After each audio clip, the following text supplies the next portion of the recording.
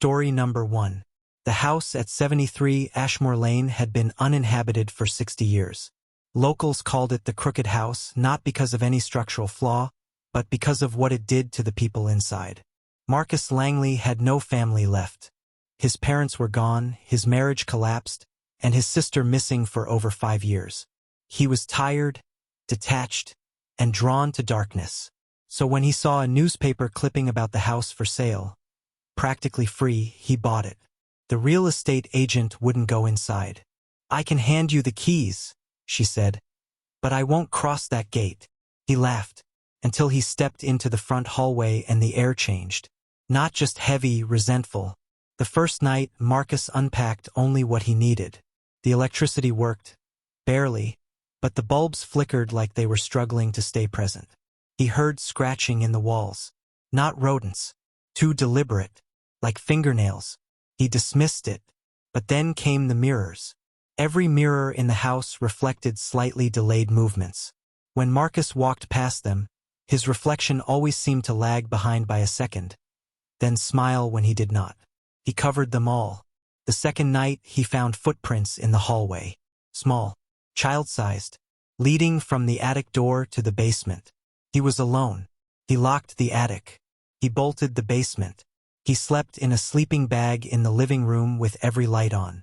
But at 3:33 a.m., they all went out. Instantly. From the darkness, the house side. It wasn't wind. It was the sound of something old, exhaling after being disturbed. When the lights returned, his sleeping bag had moved. He was now lying in the hallway, directly under the attic door. The bolt was still latched, from the outside. But faintly, something was tapping from within. He left for the day. But when he returned, all the mirrors were uncovered again. Not broken, just exposed. And on each one was a message, written in fog. "Your sister liked the attic too." That night, Marcus didn't sleep. He sat with his back to the fireplace, facing the stairs. He blinked, and when his eyes opened, he was standing at the top of the staircase. He didn't remember moving. He turned to go back down, but now the staircase was gone. Behind him only a hallway that never existed during the day. He followed it. It was endless, lined with portraits of people with no eyes, each painted in deep crimson. At the end of the hall stood a door marked, "Dining Room, for the taken." He entered. Inside, a long table set for 20. Every chair filled. His sister sat at the head of the table, her mouth stitched shut, her hands folded in her lap. But her eyes, they were alive and terrified. The others turned toward Marcus slowly. Every face melted, warped, mouths in a constant silent scream. "You took our place," they whispered together. Then the door slammed shut behind him. The tablecloth pulled itself upward, revealing a wooden trapdoor beneath. It opened, and he fell. When he awoke, he was in the basement, tied to a chair. Surrounding him, dozens of photographs, all victims of the house, some old, some from just months ago. Some were photos of him in rooms he had never entered. One had a date stamp from tomorrow.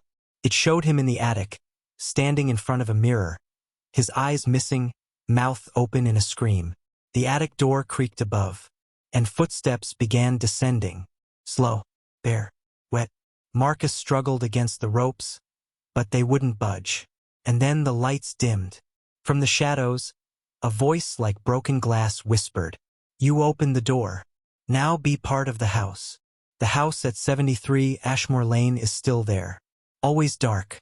Sometimes people walking by see a man in the attic window, banging his fists against the glass, his mouth open, always screaming but making no sound. They say if you knock on the front door and whisper your name, it will remember you, and it will start to make room. Story number 2. The property on Ravenshade Hill had been vacant for decades. It was known by locals as the Withering House because every living thing around it, trees, animals, even insects, seemed to rot faster. Nothing grew. Nothing thrived. Eleanor Whitman didn't believe in curses. A historian by trade, she inherited the mansion from a distant great-aunt and planned to document and restore the house. The first time she stepped through the door, the smell hit her, like mold, but with something sweet and metallic beneath it. She moved in with just a recorder, a journal, and her camera. The interior was preserved as if someone had left only a week ago. Plates were still on the table. A glass of wine, turned black with age, sat beside an untouched book. The clock above the fireplace had stopped at 11:11. When she wound it, it screamed. Not a mechanical sound. It screamed like a living thing, and then ticked again as if satisfied. That night, Eleanor explored the upper floors. Every hallway seemed to change length when she wasn't looking. Doors appeared.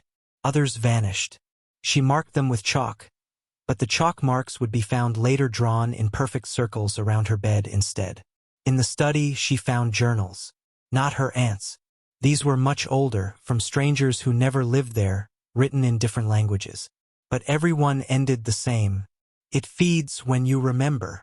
She began dreaming in other people's memories.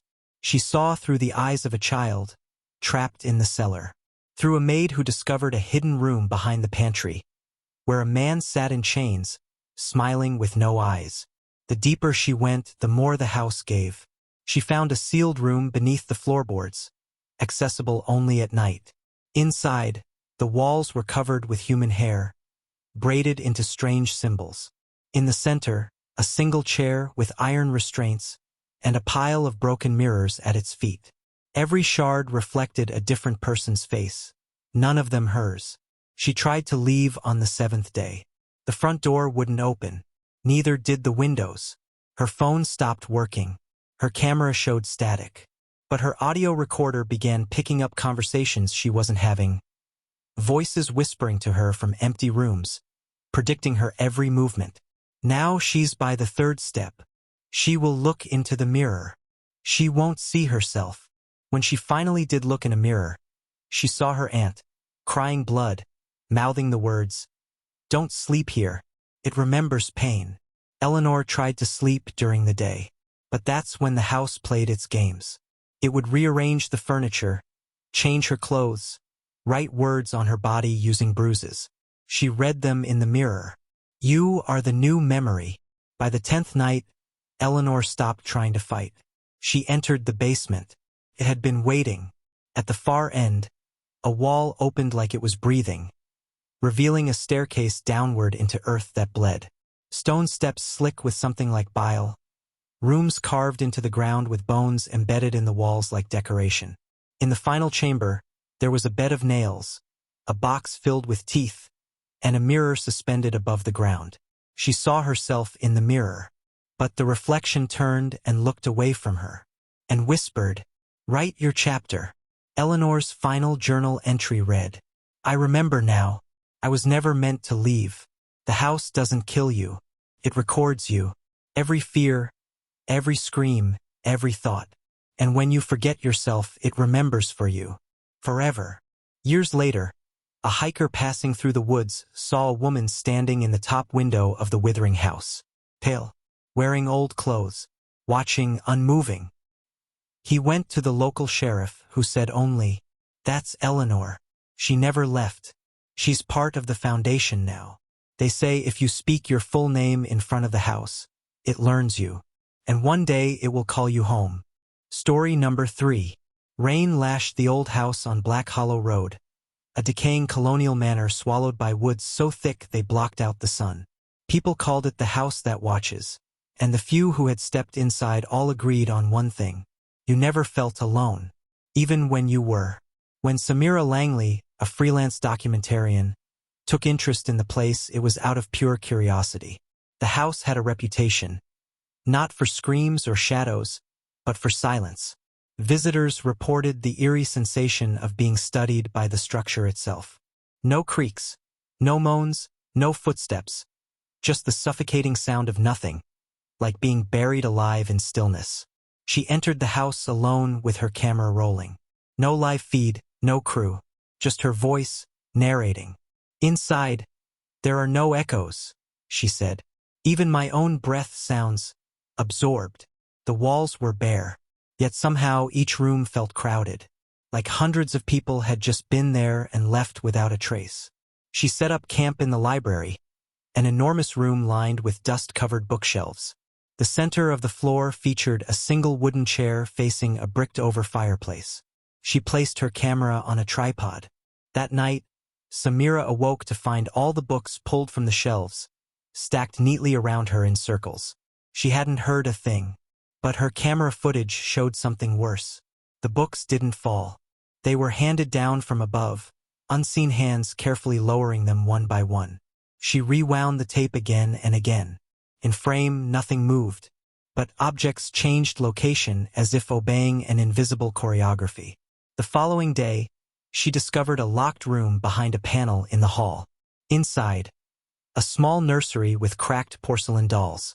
One sat on a rocking horse, another stared into a shattered mirror, and one lay in a crib, its eyes stitched shut with thread. Samira backed out of the room. The moment she turned her back, a music box began to play behind the door. She didn't bring a music box. When she checked the footage, the sound wasn't there. But something new was her reflection in the mirror inside the nursery. Even though she never entered, her reflection waved. She didn't. She considered leaving but found her keys rusted solid. Her tires were slashed. Her phone no longer turned on. The compass on her wristwatch spun uncontrollably whenever she stood near the stairwell. The third night, the silence deepened. She realized the silence wasn't just quiet. It was a vacuum. It was pressing against her, muffling her voice. Her screams inside the house sounded like whispers, as if the very air swallowed sound. She began to hear breathing, not with her ears, but in her bones. A low, guttural breath beneath the floorboards, matching her pulse, like something ancient was waking. She dug under the floor in the library. She found teeth, thousands of them. Human teeth packed tightly together in the dirt like tiles, arranged in spiraling patterns. At the center was a single open eye, and it blinked. She dropped the camera. From that moment on, the house changed. Walls no longer led to the same rooms. She entered a bathroom and found herself in the attic. The mirrors no longer reflected her, but showed her walking, bleeding, screaming, from another perspective.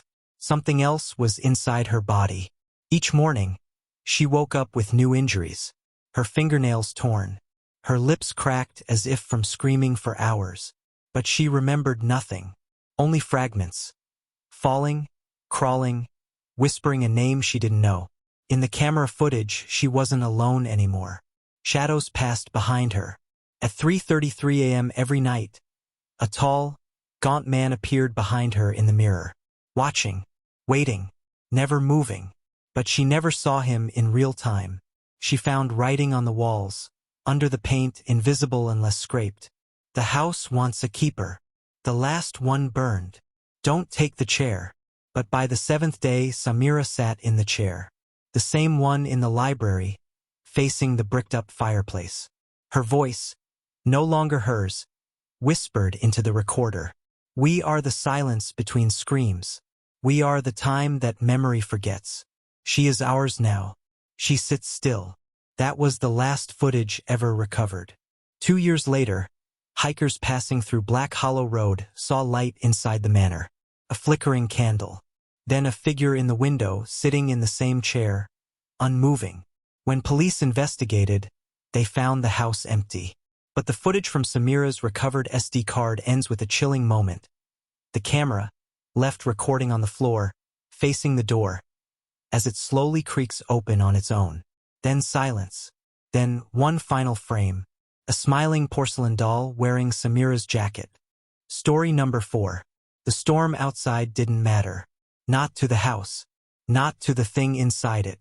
Detective Elaine Rowe had been hunting missing persons cases across Coldridge County for 17 years.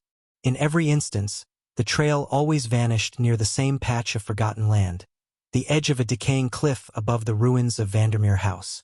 A mansion abandoned in the 1940s after the entire Vandermeer family reportedly went mad and disappeared over a single weekend. No bodies. No survivors. Only a house with boarded windows and locked doors that were never locked for long. Elaine never believed in ghosts. She believed in people. But the data didn't lie. 19 people had gone missing around that house in 30 years. She went in alone. The main hall was ice cold, the air dense like syrup, paint peeled in long, curling strips, portraits on the walls, some vandalized, some covered with blankets. All stared directly at her. But the hallway was the worst. Every 10 steps, a door. Every door led to the same room. A room with a desk, a mirror, and a noose hanging in the corner. She tested it, opened 5 doors. Each time, she stepped into the same space. But something changed. On the 4th entry, the noose was tied into a bough. On the 5th, a woman's bare feet dangled just above the floor. Elaine drew her weapon. No one. Only a smell, copper, mildew, something rotting. The camera on her vest flickered.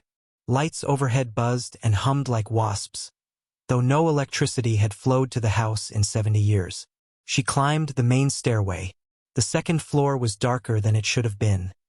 An unnatural black, pressing against her flashlight beam like it resisted illumination.